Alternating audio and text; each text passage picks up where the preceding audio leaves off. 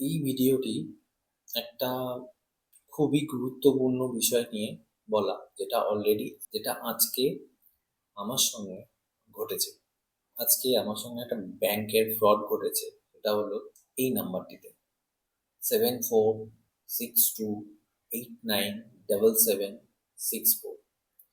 এই নাম্বার থেকে আজ দুপুর, মানে আজকে 28 তারিখ, 28শে ফেব্রুয়ারি, ঠিক দুপুর 1টা নাগাদ আমি কাজ করছিলাম। তার মধ্যেখানে এই কলটি আসে এই নাম্বার থেকে, যেখানে অলরেডি ট্রু কলারে গ্রিন ছিল এবং দেখাচ্ছিল যে আরবিএল ক্রেডিট কার্ড সার্ভিস।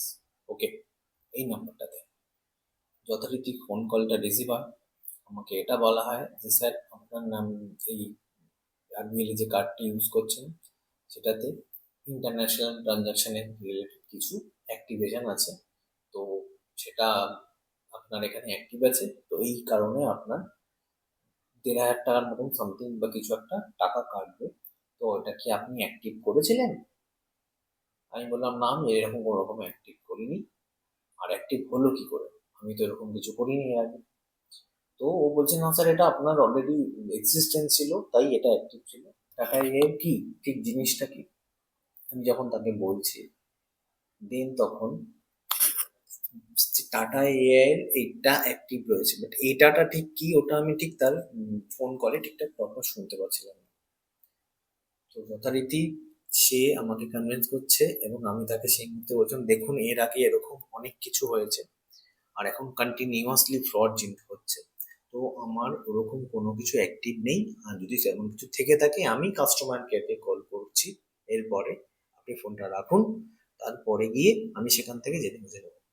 তখন সে আমাকে বলছে যে স্যার, একদমই ঠিক, আপনি কোনো রকম কোনো কিছু শেয়ার করবেন না, আমাকে কিছু বলতেও লাগবে না, করতেও লাগবে না, আপনি শুধু আরবিএল এর অ্যাপ্লিকেশনে গিয়ে এটা দেখুন। আমি বলছি, আমি আরবিএল অ্যাপ্লিকেশন কি যাবো, আমার আরবিএল অ্যাপ্লিকেশন আছে, আপনি রাখুন, আমি ফোন চলাকালীন তো নেট ওপেন হবে না, তো আমি গিয়ে দেখছি, আপনি ফোনটা রাখার পরে করবো। বলছে, না স্যার, এটা অ্যাক্টিভ আছে, আমি আপনাকে গাইড করছি, আপনি দেখুন গিয়ে পোর্টালে। দেন ও বলছে, হ্যাঁ হ্যাঁ হ্যাঁ করে যাচ্ছে, যে ঠিক আছে আপনি রাখুন, আমি দেখছি। ওই করে করে আমি জাস্ট বিরক্তি হয়ে লাস্টে ফোনটা কেটে দিয়েছি। বাট ঠিক তার খানিকক্ষণের মধ্যে র্যান্ডামলি আমার কাছে ওটিপি আসতে থাকে, আর তার মধ্যে আমি ব্লক করতে থাকি, আর আমার ফোনটা রীতিমতন হ্যাং হয়েছিল সেই মুহূর্তে। এবং তখন তার মধ্যেই দেখছি যে দুটো ট্রানজাকশন অলরেডি ডান হয়ে গেছে। একটা আপনার 51 টাকা 77 পয়সা, আর একটা 24,999 টাকা। আমি জাস্ট অবাক, মানে না আমি ওটিপি শেয়ার করছি, না আমি ওটিপি কপি করেছি, না কিছু। ফোন হ্যাং, এবং র্যান্ডামলি এই ওটিপি গুলো আসছিল। আমি একটাটা একটা ব্লক করতে না করতেই দেখি অলরেডি এই দুটো ট্রানজাকশন কমপ্লিট হয়ে গেছে। এবার যথারীতি ফোনটাকে আমি দেখলাম কল ফরওয়ার্ড হয়েও রয়েছে সেই মুহূর্তে।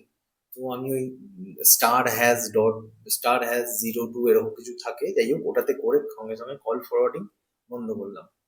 দেন তারপরে আমি আরবিএল এর যে কার্ডের পেছনের নাম্বার থাকে কাস্টমার কেয়ারে, ওখানে ট্রাই করছিলাম। করে সে তো লাগতে চায় না। অনেকক্ষণ বাদে তারপরে কাস্টমার কেয়ারে ফোন কলটা লেগেছে, এবং দেন সেখানে আমি এক্সপ্লেন করেছি কমপ্লিটলি সবকিছু, যে লাস্ট দুটো ট্রানজাকশন এরকম ঘটেছে, যেটা আমি করিনি, এরকম এরকম এরকম ইনসিডেন্ট হয়েছে। তো যথারীতি তারা আমার ভেরিফাই করলো নাম, অ্যাড্রেস ডিটেলস, হেনা তেনা নিয়ে। দেন তাদের মনে হয়েছে তারা ওই দুটো কার্ডটাকে ব্লক মেরেছে এবং ওই দুটো ট্রানজাকশনের জন্য কমপ্লেন রেজ করেছে। তো যথারীতি সে আবার এটা বললো আমাকে যে আরবিএল এর এই পার্টিকুলার একটা মেল আইডি দিল, সেখানে গিয়ে একটা থানায় জিডি করে সেটা ডিটেলসে তাদেরকে মেল করে দিতে, জিডি সমেত।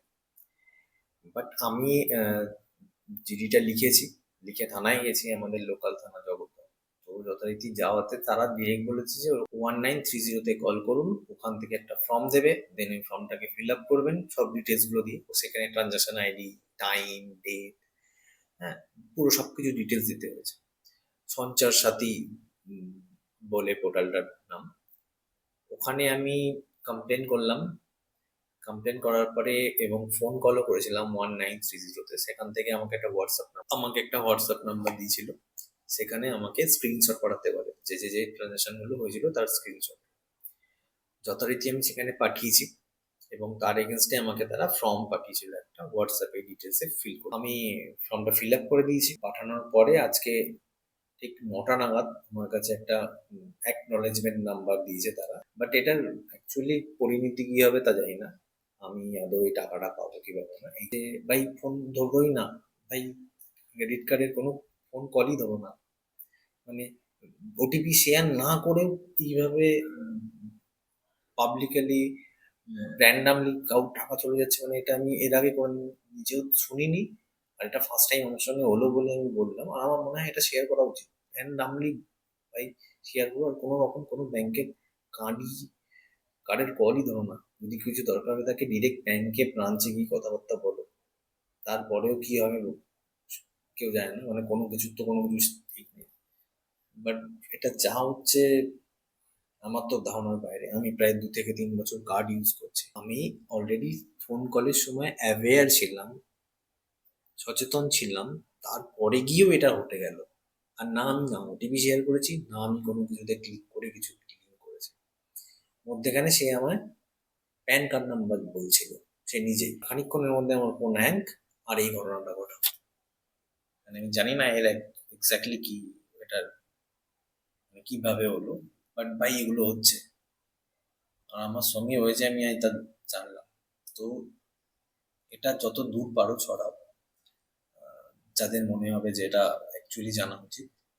আমার মতে বলে আজকের দিনে দাঁড়িয়ে, মানে আজকে 28শে ফেব্রুয়ারি, একটার সময়, দুপুর একটা এই ঘটনাটি ঘটেছে। আমি রাত্রিবেলা বসেই ভিডিও রেকর্ডিং করেছি। সমস্ত ডিটেলস এখানে দেওয়া আছে, কিভাবে হয়েছে। জানি না এটা কি হবে, বাট আমার কাছে পুরো এভিডেন্স রয়েছে থ্রু আউট।